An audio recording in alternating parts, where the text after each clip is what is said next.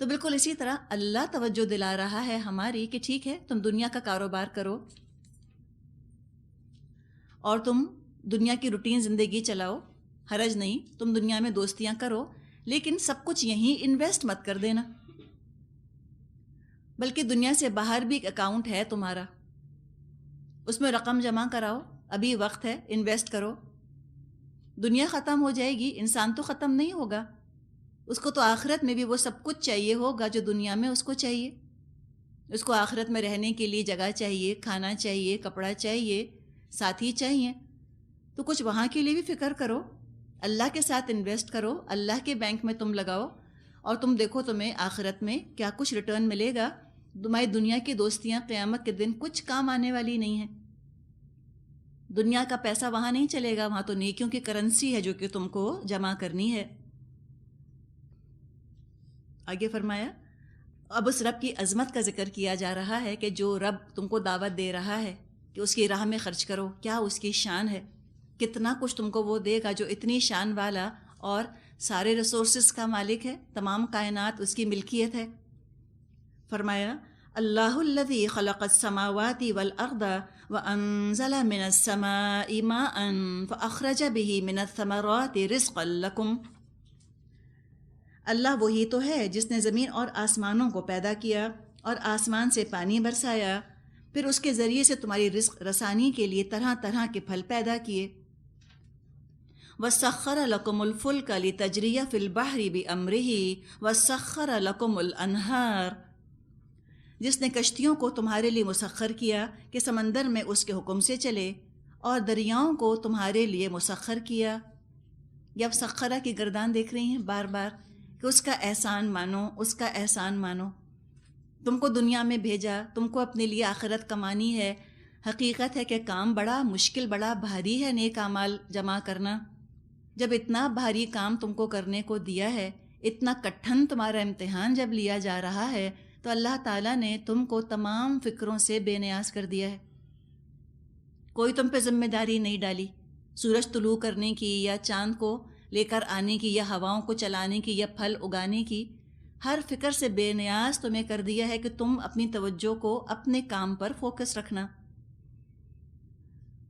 وَسَخَّرَ لَكُمُ الشَّمْسَ وَالْقَمَرَ دَائِبَيْنِ وَسَخَّرَ لَكُمُ اللَّيْلَ وَالنَّهَارَ، جس نے سورج اور چاند کو تمہارے لیے مسخر کیا کہ لگاتار چلے جا رہے ہیں، اور رات اور دن کو تمہارے لیے مسخر کیا۔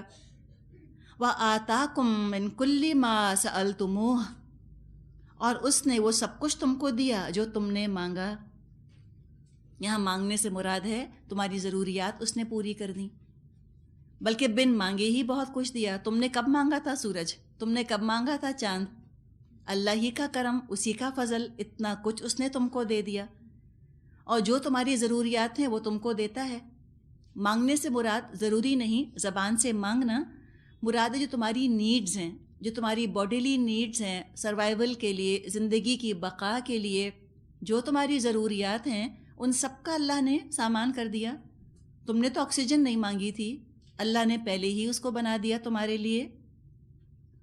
اور اگر ہم زبانی دعاؤں کا معاملہ دیکھیں تو جو انسان مانگتا ہے اللہ دیتا ضرور ہے، کسی نہ کسی فارم میں، یا دنیا میں ہی وہ چیز دے دیتا ہے جو مانگی گئی، یا اس سے بہتر کوئی چیز دے دیتا ہے، یا اس دعا کو آخرت کے لیے ذخیرہ بنا دیا جاتا ہے۔ تو کثرت سے مانگنا چاہیے اللہ سے، وہ عطا کرنے والا ہے، وہاب ہے۔ اگر اس کی عطا دیکھنا چاہتے ہو تو فرمایا وَإِن تَعُدُّوا نِعْمَةَ اللَّهِ لَا تُحْصُوهَا، اگر تم اللہ کی نعمتوں کا شمار کرنا چاہو کر نہیں سکتے۔ اور نعمتوں کا ذکر نہیں کیا گیا، نعمت، ایک نعمت کو بھی تم کاؤنٹ کرنا چاہو نہیں کر سکتے، باقی نعمتوں کو تو چھوڑو ایک طرف۔ ایک نعمت دیکھ لو، مثال کے طور پہ یہ نعمت کہ ہم پانی پیتے ہیں تو پانی ہمارے گلے سے اترتا چلا جاتا ہے، نعمت ہے، بہت بڑی نعمت ہے۔ کوئی ہم نے کاؤنٹ کیا کہ کتنی دفعہ میں نے پانی پیا اور میرے حلق سے پانی اترتا چلا گیا؟ ایک نعمت کو بھی ہم کاؤنٹ کر سکتے ہیں، گن سکتے ہیں؟ ایک نعمت کو بھی تم گن نہیں سکتے۔ جن کو سانس کی تکلیف ہوتی، کبھی ان کا سانس لینا آپ دیکھیں کیسے وہ ہانپ رہے ہوتے ہیں، ان کے لنگس کے اندر آکسیجن لگتا ہے، جا نہیں رہی۔ ہم نے کتنی دفعہ سانس لیا صبح سے گنا؟ نعمت یاد نہیں رہتی نا. چونکہ ہمیں اللہ کی نعمت کا احساس نہیں رہتا، لہٰذا ہم جب اللہ کے دین کے لیے کام کرنے آتے ہیں ہمیں لگتا ہے ہم احسان کر رہے ہیں. آئی ڈونٹ ہیو ٹائم، میرا پرابلم، میری مجبوری، میں نہیں کر سکتی، میں نہیں کر سکتی. ہمیں یہ فیلنگ آنے لگتی ہے. ایک دفعہ سوچ لیں کہ اللہ نے دیا کتنا ہے مجھے، میں بدلے میں کتنا دے رہی ہوں. اتنا حقیر، اتنا کم، اور اس پر بھی ناز کرنا یا مزاج کے ساتھ وہ کام کرنا یا نعوذ باللہ اللہ پر احسان دھرتے ہوئے کام کرنا، یہ تو زیب نہیں دیتا. ایک نعمت کو نہیں گن سکتے اور باقی نعمتیں تو بڑی چیز ہیں. اسی کا ذکر کیا کہ ان الانسان لظلوم کفار. حقیقت یہ ہے کہ انسان بڑا ہی بے انصاف اور ناشکرا ہے، کوئی شک نہیں. واقعی انسان بہت ناشکرا ہے. اسی میں ایک مضمون آتا ہے کہ قیامت کے دن ایک شخص آئے گا، بہت عبادت گزار ہوگا دنیا میں، بہت ہی اللہ کی عبادت کی ہوگی، دین کا کام بھی شاید کیا ہو، اور وہ کہے گا آ کر اللہ سے کہ اللہ مجھ کو تو میری عبادت کا بدلہ دے. اللہ کہے گا اچھا. اس کی ساری عبادت، محنت، کوشش ایک پلڑے میں ڈالی جائے گی، اور دوسری طرف اللہ کی ایک نعمت آئے گی، ایک نعمت، اور اس کی ساری نیکیاں لے جائے گی. تو ذرا کبھی اللہ کے احسانات کو گنا کریں اور پھر اپنے ایفرٹس کو ہم دیکھیں کہ ہم کتنا ایفرٹ کر رہے ہیں، تو پرسپیکٹیو ہمارا قائم ہوگا، اور انشاءاللہ تعالیٰ نہ ہم ظلوم رہیں گے پھر نہ کفار. نحمدہ ونصلی علی رسولہ الکریم، اما بعد فاعوذ باللہ من الشیطان الرجیم. بسم اللہ الرحمن الرحیم. رب اشرح لی صدری ویسر لی امری واحلل عقدۃ من لسانی یفقہوا قولی. سورۃ ابراہیم، آیت نمبر 35. ابراہیم علیہ السلام کا یہاں سے ذکر شروع ہو رہا ہے، اور تقریباً پورا رکوع ان کی ایک دعا پر مشتمل ہے. قریش مکہ بھی اپنی نسبت ابراہیم علیہ السلام کی طرف کیا کرتے تھے. ان کو بتایا جا رہا ہے کہ دیکھو، جس ابراہیم کی طرف تم اپنی نسبت کرتے ہو وہ تو شرک سے پناہ مانگا کرتے تھے، شرک سے بہت دور رہا کرتے تھے، تو لہٰذا تم بھی انہی کا طریقہ اپناؤ اور تم بھی توحید کے راستے پر آ جاؤ. قرآن کا انداز یہ ہے کہ جہاں اہل ایمان کے لیے ڈائریکٹ احکامات دیے گئے ہیں، براہ راست اہل ایمان کو احکامات دیے گئے ہیں، وہاں کچھ مشورے بھی ہیں جو دیے گئے ہیں. کبھی یہ مشورے جو قرآن ہمیں دیتا ہے یہ براہ راست آتے ہیں کہ اے لوگو جو ایمان لائے ہو تم یہ کر لو. براہ راست ہم کو ایڈوائز کیا جاتا ہے، ڈائریکٹ ایڈوائز کیا جاتا ہے. اور کبھی کسی مثال کے ذریعے، کسی اگزامپل کے ذریعے ہمیں کچھ چیزیں سکھائی جاتی ہیں. اور مثالوں کے لیے اللہ تعالیٰ نے زیادہ تر انبیاء کا انتخاب کیا ہے. سب سے بہترین انسان انبیاء ہوا کرتے تھے. ان کی مثالیں قرآن میں بار بار آئی ہیں، ان کے مختلف اعمال کا ذکر آیا ہے تاکہ ہم ان کا طور طریقہ سیکھیں. رسول اللہ کے پسندیدہ ترین ہستی ہوا کرتے تھے، تو ہم بھی ان کے طور طریقے سیکھیں، ہم بھی اللہ کا قرب حاصل کر لیں، اللہ کی محبت کے قابل خود کو بنا لیں. جہاں رسولوں کا ذکر قرآن میں آیا ہے، رسولوں کی دعاؤں کا ذکر کثرت سے آیا ہے کہ دیکھو وہ یہ دعائیں مانگتے تھے، ہم بھی سیکھیں کہ ہم کیا دعائیں مانگیں. نہ صرف کیا مانگتے تھے قرآن میں آیا ہے، بلکہ کس طرح مانگا کرتے تھے، طریقہ بھی ان کا ہم کو سکھایا گیا ہے. تو قرآن طریقہ بھی سکھاتا ہے، سلیقہ بھی سکھاتا ہے دعا مانگنے کا، اور کیا مانگو وہ بھی سکھاتا ہے. اب یہاں پر ابراہیم علیہ السلام کی دعا کا ذکر ہے. فرمایا وَإِذْ قَالَ إِبْرَاهِيمُ رَبِّ اجْعَلْ هَٰذَا الْبَلَدَ آمِنًا وَاجْنُبْنِي وَبَنِيَّ أَن نَّعْبُدَ الْأَصْنَامَ. یاد کرو وہ وقت جب ابراہیم علیہ السلام نے دعا کی تھی کہ پروردگار اس شہر کو امن کا شہر بنا اور مجھے اور میری اولاد کو بت پرستی سے بچا. سب سے پہلی چیز شروع کر رہے ہیں دعا ابراہیم علیہ السلام. کس کا وسیلہ بنایا انہوں نے؟ شروع کس کے نام سے کی دعا؟ کس کے وسیلے سے؟ بتائیے. اللہ کے وسیلے سے. ہمیں کنفیوژن ہوتا ہے کہ ہم جب دعا مانگنا شروع کریں ہم کس کو وسیلہ بنائیں. مختلف ہستیوں کے نام لیے جاتے ہیں. کیا فلاں ہستی کو وسیلہ بنائیے، یا فلاں ہستی کو وسیلہ بنائیے، یا آپ اللہ تعالیٰ کو حوالہ دیجئے کہ اللہ محمد صلی اللہ علیہ وسلم کے وسیلے سے ہم تجھ سے دعا مانگتے ہیں. یہ سنا ہے ہم نے. اس سنی سنائی بات کو ہم اگر لے کر آئیں حدیث کے قریب اور قرآن کے قریب، قرآن ہمیں کیا طریقہ بتا رہا ہے اور حدیث ہمیں کیا طریقہ بتا رہی ہے. قرآن میں تو مختلف انبیاء کی دعاؤں کا ذکر ہے. حدیث میں ہم کو بہت سی دعائیں ملتی ہیں جو خود نبی اکرم صلی اللہ علیہ وسلم نے اپنے رب سے مانگی.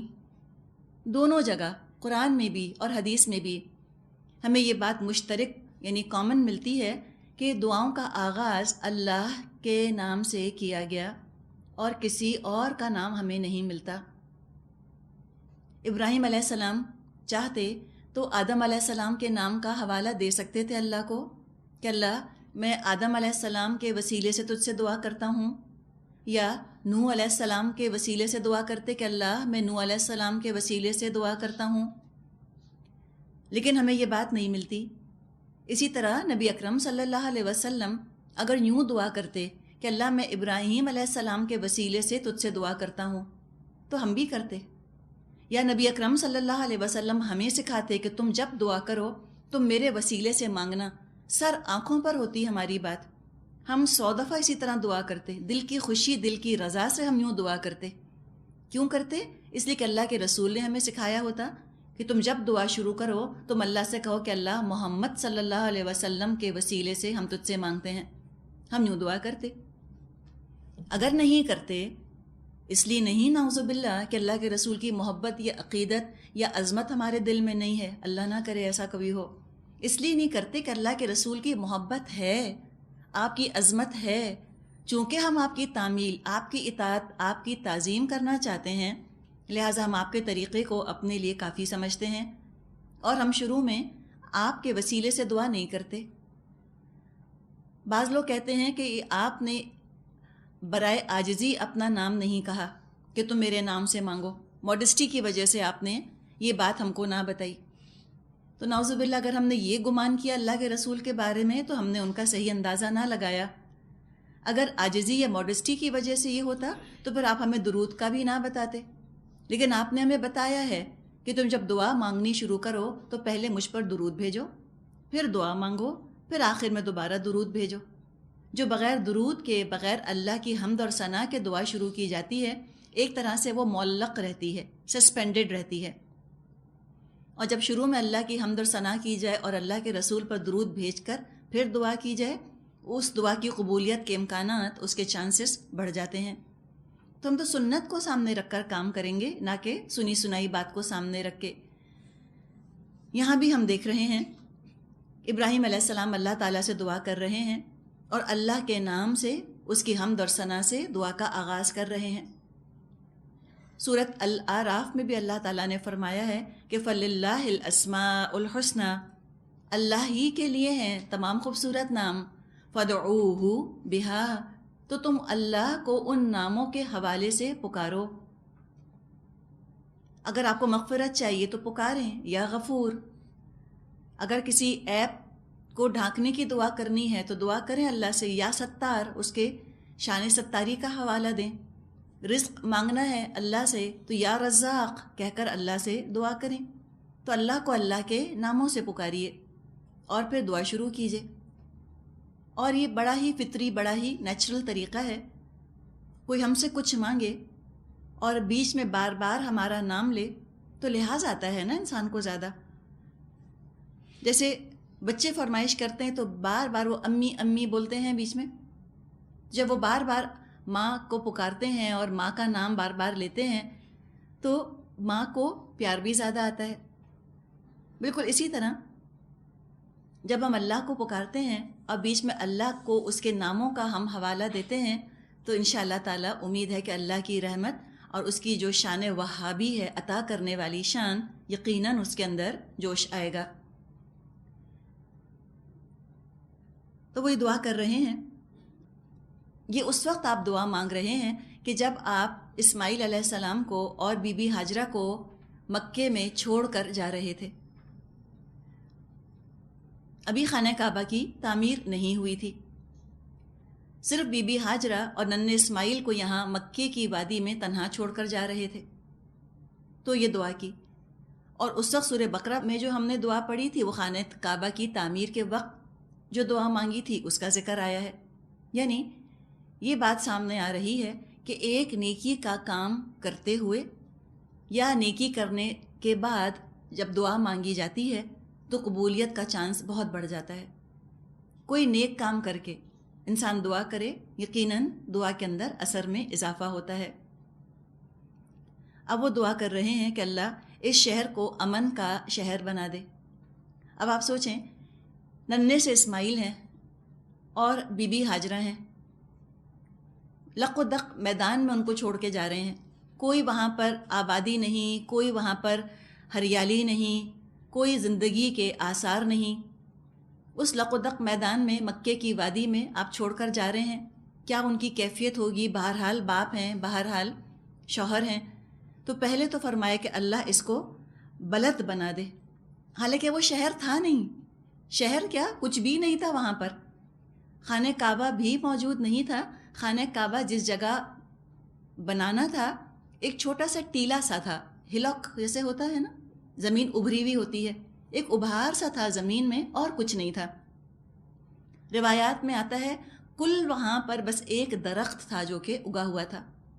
تو کوئی شہر تو کیا، کوئی زندگی کے آثار نہیں تھے، نہ آدم زاد دور دور تک. تب بھی کیا دعا کی؟ اجعل ھذا البلد، اللہ اس کو شہر بنا دے. اتنی اچھی، اتنی اعلیٰ دعا کر رہے ہیں. بعض دفعہ ہم ظاہری حالات کو دیکھتے ہیں اور ہمیں کوئی چیز ناممکن نظر آ رہی ہوتی ہے، ہم کہتے ہیں یہ تو ممکن ہی نہیں ہے نا، یہ تو پاسبل نہیں ہے، دعا بھی کیا کریں. تو دعا اعلیٰ کرے انسان. ہم محدود محسوس کرتے ہیں اپنے آپ کو، اللہ کے تو کوئی محدودیت نہیں ہے. تو بھرپور دعا کرنی چاہیے انسان کو، مکمل دعا کرنی چاہیے. تو دعا کی کہ اللہ اس کو شہر بنا، اور شہر بھی کیسا؟ آمنن، امن والا شہر بنا. پتہ یہ چلا کہ ہم کو امن اور سکون کی دعا ضرور مانگنی چاہیے. خطرات میں انسان جب گھرا ہوا ہوتا ہے، بے چینی کا شکار ہوتا ہے، بے سکون انسان ہوتا ہے، ڈر اور خوف کی کیفیت میں گرفتار ہوتا ہے، تو وہ چین سے اور امن سے اور دل جمعی کے ساتھ کنسنٹریشن، توجہ سے عبادت بھی نہیں کر سکتا. تو امن کی دعا ضرور ہی کرنی چاہیے. شہر کا امن یہ بھی اللہ کی بڑی نعمتوں میں سے ایک نعمت ہے کہ انسان کو چوری کا، ڈکیتی کا، اپنی جان مال عزت کا نقصان کا اس کو خطرہ نہ ہو کہ ان چیزوں کو نقصان پہنچ جائے گا. امن میں ہو، محفوظ ہو انسان. اور یکسوئی جو ہے اللہ کا بندہ بننے میں بڑی مددگار ثابت ہوتی ہے. اچھی طرح انسان عبادت کر سکتا ہے.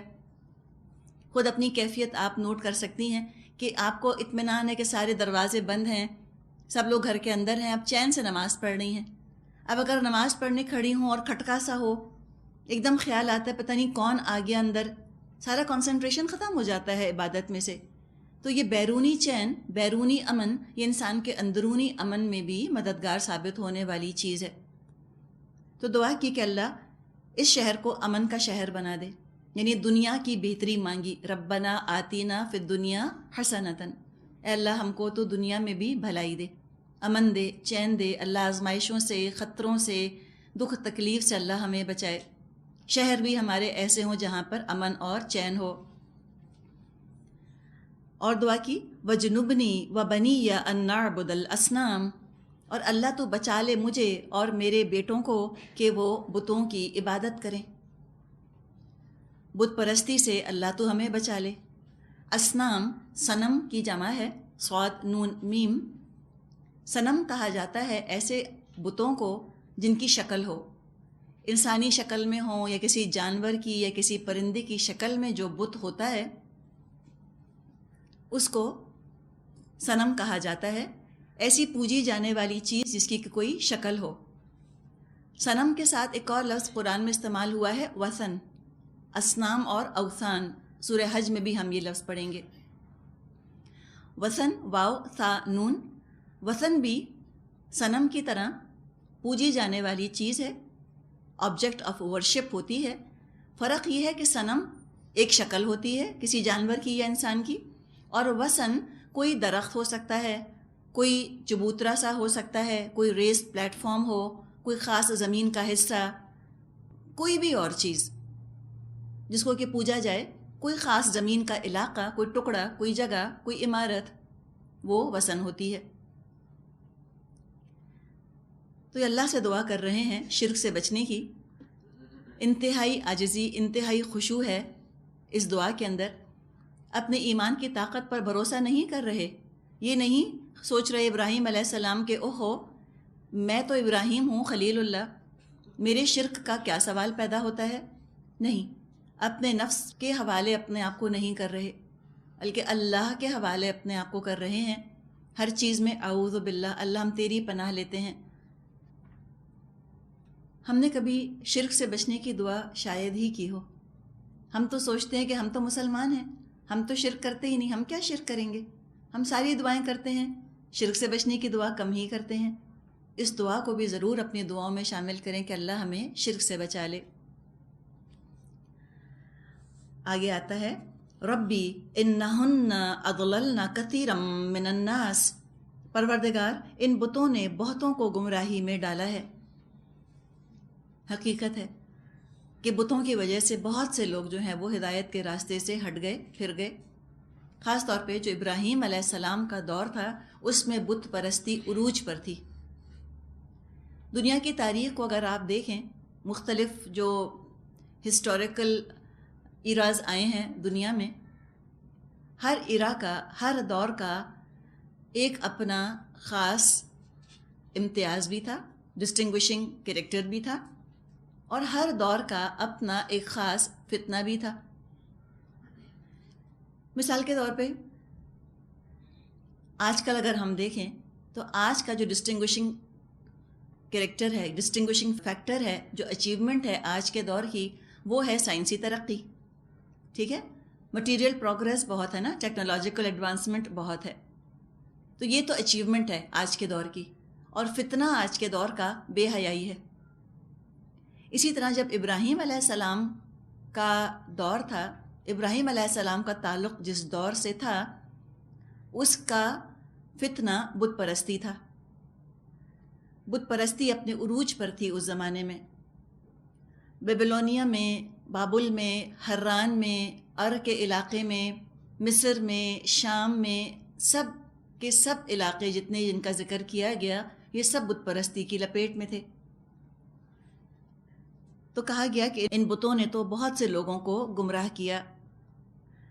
फ़मन तबिअनी फ़इन्नहु मिन्नी वमन असानी फ़इन्नका गफ़ूरुर रहीम, जो मेरे तरीक़े पर चले वो मेरा है, और जो मेरे ख़िलाफ़ तरीक़ा इख्तियार करे तो यकीनन तू अल्लाह दरगुज़र फरमाने वाला मेहरबान है। इसी तरह का दुआ का अंदाज़ हमने सूरह माइदा में पढ़ा था, आयत नंबर 118 में, और ये दुआ थी ईसा अलैहिस्सलाम की वहाँ पर। इसी तरह की मिलती जुलती दुआ ईसा अलैहिस्सलाम ने मांगी थी अपनी कौम के लिए, या क़यामत के दिन मांगेंगे, उसका ज़िक्र यहाँ पर आ गया था सूरह माइदा में। इब्राहीम अलैहिस्सलाम भी एक दुआ कर रहे हैं। इंतहाई नरम दिल थे इब्राहीम अलैहिस्सलाम, इंतहाई रहीम थे। नाफरमानों के लिए उन्होंने सज़ा नहीं मांगी यहाँ पर, बल्कि क्या फरमाया, वमन असानी फ़इन्नका गफ़ूरुर रहीम। नाफरमानों के लिए सज़ा नहीं मांगी और ना ही खुले अल्फाज में उनकी बख्शिश की दरख्वास्त की, बल्कि अल्लाह को उसकी सिफ़त रहमत का हवाला दिया और मामला अल्लाह के हवाले कर दिया कि अल्लाह तू गफ़ूर है, तू रहीम है, तेरे ही बंदे हैं। यानी इसके अंदर एक तरह की उम्मीद है जो कि छलक रही है कि अल्लाह तुझसे हमें तेरी गफ़ारी से, तेरी शान रहीमी से हमें उम्मीद है कि तू नाफरमानों को भी बख्श देगा। अब यहाँ पर आप देखें जो कि एक सीक्वेंस बन रहा है दुआ का। सबसे पहले किसके लिए दुआ मांगी? अपने लिए। वजनुबनी, अल्लाह सबसे पहले तू मुझे बचा ले बुत परस्ती से। उसके बाद अपनी औलाद के लिए दुआ मांगी, اور اس کے بعد باقی تمام انسانوں کے لیے دعا کی. دعا کے اندر ترتیب یہی ہونی چاہیے. سب سے پہلے انسان اپنے لیے دعا کرے، پھر قریب ترین لوگوں کے لیے دعا کرے، اس کے بعد باقی انسانیت کے لیے دعا کرے. بعض دفعہ خیال آتا ہے ہمیں کہ وہ یہ تو خود غرضی ہے، پہلے اپنے لیے کیسے مانگ لیں، چلو پہلے دوسروں کے لیے مانگتے ہیں پھر اپنے لیے مانگیں. تو کسی نے بڑی خوبصورت بات کہی ہے، انہوں نے کہا کہ فقیر تو پہلے اپنے لیے مانگتا ہے، اس کے بعد دوسروں کے لیے مانگتا ہے. تو ہم بھی تو اللہ کے آگے فقیر ہیں، تو پہلے انسان اپنے لیے، اس کے بعد دوسروں کے لیے. اس لیے کہ جب انسان اپنے لیے پہلے نہیں مانگتا تو دوسروں کے لیے دعا کرتے ہوئے بھی ذرا اس کا دل نہیں ٹھکرا ہوتا. ایک بے چینی ہوتی ہے نا کہ مجھے بھی تو ابھی اتنا کچھ مانگنا ہے. تو پہلے انسان اپنے لیے دعا کر لے، اطمینان ہو جائے، دل کی بڑاس پوری نکل جائے، اللہ کے سامنے ساری فرمائشیں رکھ دیں، اس کے بعد آرام سے دوسروں کے لیے مانگتے رہیں. تو یہاں تک ان کی دعا کا ہم نے ذکر پڑھا. دعا تو مکمل ہو گئی، لیکن آگے مزید دعا کے الفاظ ہم پڑھیں گے. ہوتا کیا ہے کہ بعض دفعہ انسان دعا مانگ لیتا ہے، لیکن مانگنے کے بعد دل نہیں بھرتا. الفاظ تو پورے ہو گئے، خواہش کا اظہار تو کر دیا، لیکن پھر بھی دل یہ چاہتا ہے کہ اور دعا مانگے جائیں اور دعا مانگے جائیں. الفاظ بدل بدل کے مختلف طریقوں سے انسان مانگتا رہتا ہے. تو وہی آگے اب مزید دعا کا ذکر آ رہا ہے. تو ایک تو وسیلے کی بات ہم نے دیکھ لی، اللہ کے ناموں کو وسیلہ بنایا جائے. اور اب ہم یہاں پر دیکھیں گے کہ ابراہیم علیہ السلام اپنی ایک نیکی کا بھی حوالہ دے رہے ہیں. یہ چیز بھی اچھی ہے، اس کا ذکر بھی ہم کو احادیث میں ملتا ہے کہ جب تم دعا مانگو تو اپنے کسی نیک کام کا حوالہ دے سکتے ہو، اللہ وہ بھی سنتا ہے. اب اس کے اندر بھی انسان بڑا پریشان ہوتا ہے کہ جب سوچتے ہیں کہ اچھا میں اپنی کسی نیکی کا حوالہ دوں تو سوچتے ہیں کس کا حوالہ دوں، نیکیاں ہی نہیں یاد آتی. اس لیے کہ ہر نیکی تو اللہ کے علم میں ہے نا.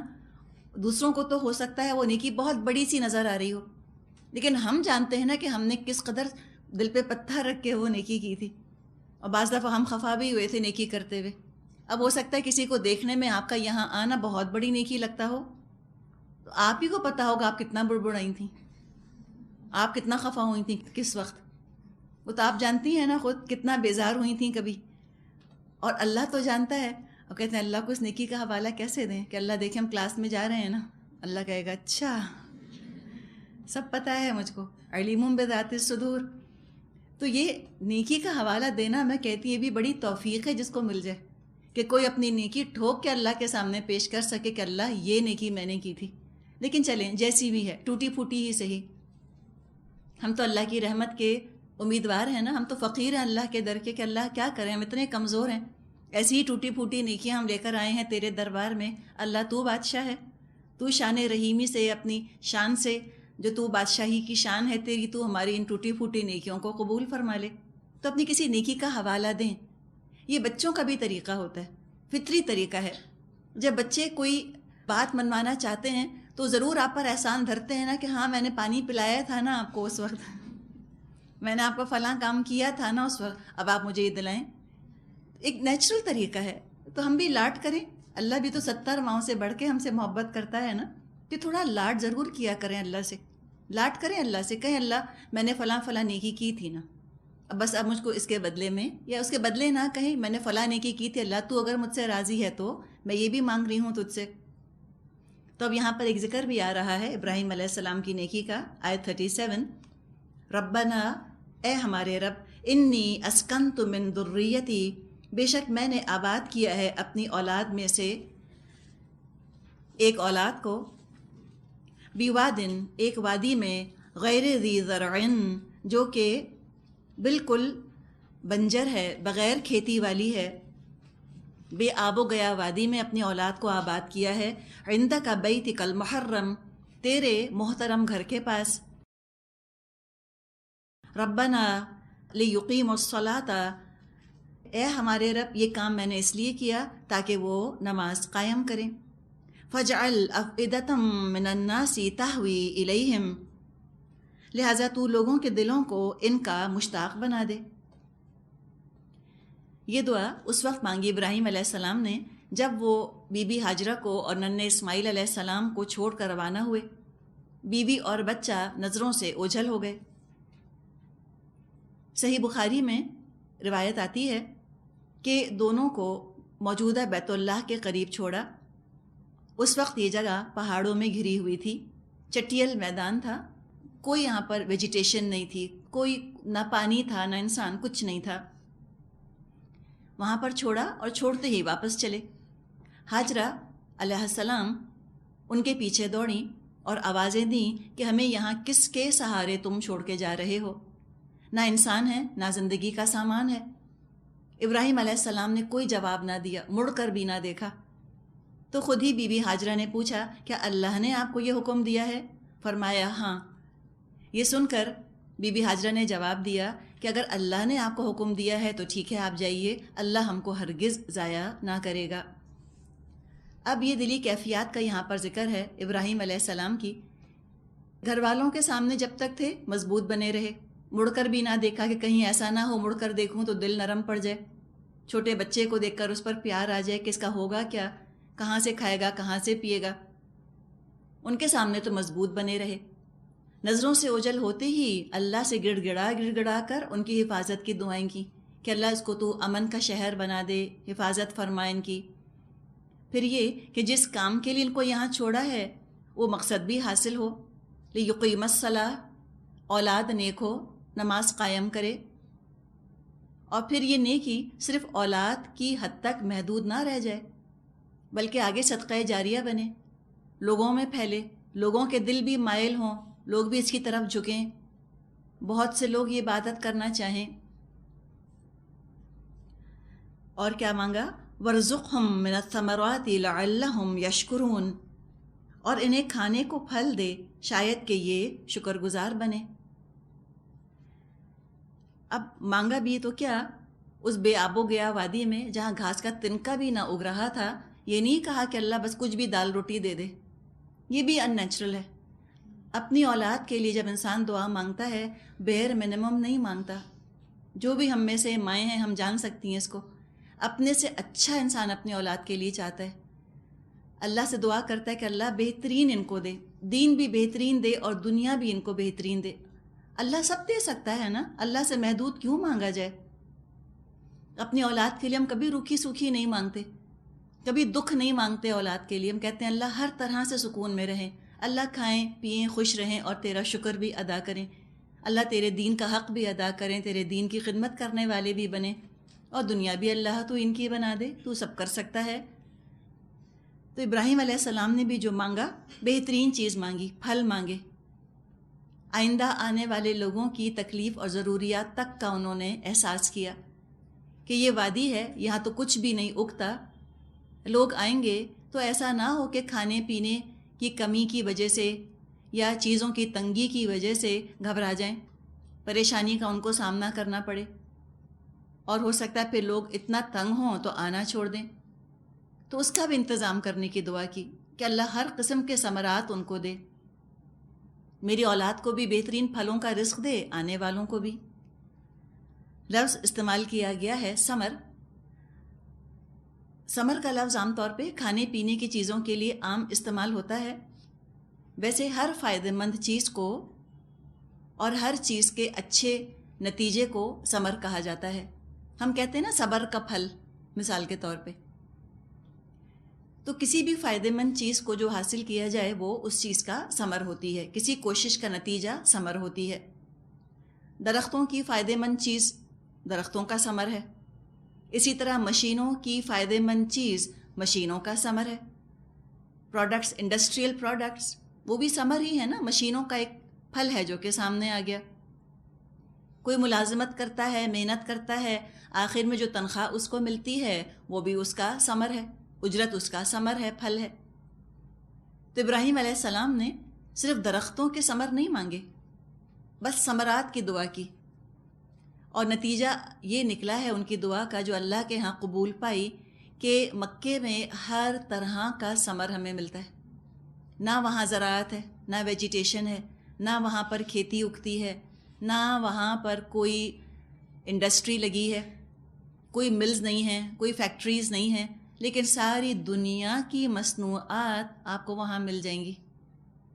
انڈونیشیا کا کھانا، چائنا کا کھانا، جاپان کا کھانا، ہندوستان کا کھانا، کھانے سے لے کر اور ہر طرح کا کپڑا، چیزیں، کیا چیز ہے جو وہاں نہیں ملتی؟ اور یہ ساری چیزیں انسانوں کے لیے مانگی ابراہیم علیہ السلام نے، اور پھر ساتھ ساتھ یہ بھی کہ ایسا نہ ہو کہ یہ نعمتیں پا کر وہ اللہ تجھ سے بے نیاز ہو جائیں، نہیں، لعلہم یشکرون، شاید وہ شکر گزار ہوں، اللہ تیری نعمتوں کے حوالے سے وہ تجھ کو پہچانیں اور تیرا شکر ادا کریں، ان نعمتوں کا حق ادا کریں۔ ربنا انک تعلم ما نخفی وما نعلن وما یخفى علی اللہ من شیء فی الارض ولا فی السماء، اور واقعی اللہ سے کچھ بھی چھپا ہوا نہیں، پروردگار تو جانتا ہے جو کچھ ہم چھپاتے ہیں اور جو کچھ ہم ظاہر کرتے ہیں، اور واقعی اللہ سے کچھ بھی چھپا ہوا نہیں، نہ زمین میں اور نہ آسمان میں۔ اب یہ بھی مزید انہوں نے بات کہی ابراہیم علیہ السلام نے، یہ بھی تجربہ انسانوں کو ہوتا ہے کہ سب کچھ مانگ لینے کے بعد بھی محسوس ہوتا ہے جیسے کہ دل کی کیفیت پوری طرح ظاہر نہیں ہو پائی، وہ ایگزیکٹلی الفاظ نہیں مل رہے جس سے کہ ہم اللہ سے دعا مانگنا چاہتے ہیں۔ ابھی تک تو ابراہیم علیہ السلام نے بیوی بچے کو جو چھوڑا، یقیناً باپ ہونے کے ناطے، شوہر ہونے کے ناطے رنج اور فکر تو ہوگا، آسان کام نہیں ہے کوئی اپنے دل پر ہاتھ رکھ کر سوچے کہ اپنے ننھے دودھ پیتے بچے کو اس طرح بے آب و گیا وادی میں کوئی چھوڑ کر چلا جائے۔ ابراہیم علیہ السلام اللہ کے رسول تھے، بہت اواب تھے، اواہ، ہم نے پڑھا ہے نا ان کے بارے میں، اواہ، بہت زیادہ آہیں بھرنے والے، اوروں کا غم ان کو اتنا ہو جاتا تھا، قوم لوط کے بارے میں اتنے فکر مند ہو گئے تھے جو انتہائی گناہ گار قوم تھی، تو ایسے انسان کا دل اپنے رشتہ داروں کے بارے میں کتنا نرم ہوتا ہوگا، ہم خود سوچ سکتے ہیں۔ بعض دفعہ ہمیں خیال آتا ہے نا کہ رسولوں کا کیا ہے، اللہ نے کہا کرو، انہوں نے کر لیا، لگتا ہے جیسے کوئی روبوٹس تھے، جیسے ان کے دلوں کے اندر گوشت پوشت کا لوتھڑا نہیں، کوئی پتھر رکھا ہوا تھا، نہیں، نعوذ باللہ، وہ ایسے روبوٹس نہیں ہوتے، اس طرح کوئی دل کی جگہ پتھر نہیں ہوتا، ایسا ہی نرم دل ہوتا ہے جیسا میرا اور آپ کا ہے، اس سے زیادہ نرم دل ہوتا ہے رسولوں کا۔ جہاں غیروں کی فکر اتنی ہوتی ہے وہاں اپنوں کی کتنی فکر ہوتی ہوگی۔ تو بچے کو چھوڑتے ہوئے، بیوی کو چھوڑتے ہوئے ظاہر ہے رنج ہوا ہوگا، انسان ہونے کے ناطے فکر ہوئی ہوگی، لیکن زبان سے اس کو ظاہر نہیں کر رہے اس رنج کو اور فکر کو، اس لیے کہ اللہ خدمت کا موقع دے، اور پھر اللہ سے شکوہ اگر انسان کرے تو یہ بھی تو ناشکری ہے نا، لیکن دل کے اندر فکر بھی پیدا ہوتی ہے، اور جو دل کی کیفیت ہے اس پر تو اختیار نہیں، تو سب اللہ کے حوالے کر دیے کہ اللہ انک تعلم ما نخفی وما نعلن، اللہ تو ہی جانتا ہے ہم جو چھپاتے ہیں جو ظاہر کرتے ہیں۔ اب اگلا جو ٹکڑا آ رہا ہے دعا کا، یوں محسوس ہوتا ہے کچھ عرصے کے بعد شاید یہ دعا مانگی گئی تھی، آیت 39 اور 40، الحمد للہ الذی وہب لی علی الکبر اسماعیل و اسحاق ان ربی لسمیع الدعاء رب اجعلنی مقیم الصلاة ومن ذریتی ربنا وتقبل دعاء، آیت 41، ربنا اغفر لی ولوالدی وللمؤمنین یوم یقوم الحساب۔ شکر ہے اس اللہ کا جس نے مجھے اس بڑھاپے میں اسماعیل اور اسحاق جیسے بیٹے دیے، حقیقت یہ ہے کہ میرا رب ضرور دعا سنتا ہے۔ اے میرے پروردگار، مجھے نماز قائم کرنے والا بنا، اور میری اولاد میں سے بھی ایسے لوگ اٹھا جو یہ کام کریں۔ پروردگار میری دعا قبول کر۔ پروردگار اے میرے رب، مجھے اور میرے والدین کو اور سب ایمان لانے والوں کو اس دن معاف کر دے جب کہ حساب قائم ہو۔ تب دعا انہوں نے کی ہے، اور پھر اللہ کا شکر بھی ادا کر رہے ہیں کہ اللہ اس بڑھاپے میں تو نے مجھ کو اسحاق اور اسماعیل جیسے بیٹے دیے۔ بیٹے کے لیے مسلسل انہوں نے دعا کی۔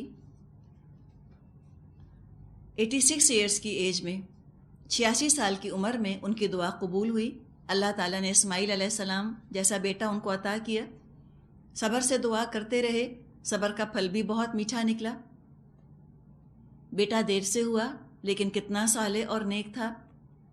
پتہ یہ چلا کہ دعا کی قبولیت کے لیے انسان جلدی نہ مچائے اور نہ ہی مایوس ہو کر دعا چھوڑے، مناسب وقت پر اس کا نتیجہ ضرور نکلے گا. دعا مانگے جائیں, سالوں مانگے جائیں وہی دعا, جب وقت آئے گا اللہ قبول فرما لے گا. اور ناممکن ہے کہ اللہ سنے نا, ناممکن ہے. السمیع ہے نا, سنے گا ضرور. ہم بعض دفعہ بے صبرے ہو جاتے ہیں. اور دوسری بات یہ جو یہاں پر انہوں نے یہ بات فرمائی کہ اللہ تیرا شکر ہے کہ تو نے بڑھاپے کے باوجود اسماعیل اور اسحاق مجھ کو دیے. بڑا لطیف اشارہ ہے کہ اللہ اگر تیرے راستے میں بیٹے کو یہاں چھوڑا ہے تو دیا بھی تو نے ہی ہے, تیری ہی تو چیز ہے. یہ شکر گزار بندے کی خاص صفت ہوتی ہے کہ نعمت دینے والے کا وہ حق پہچانتا ہے.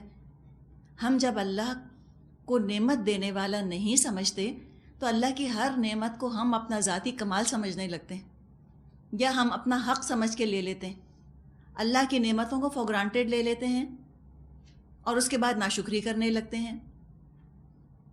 شکر کا حق ادا ہو نہیں سکتا جب تک نعمت دینے والے کا حق نہ پہچانا جائے.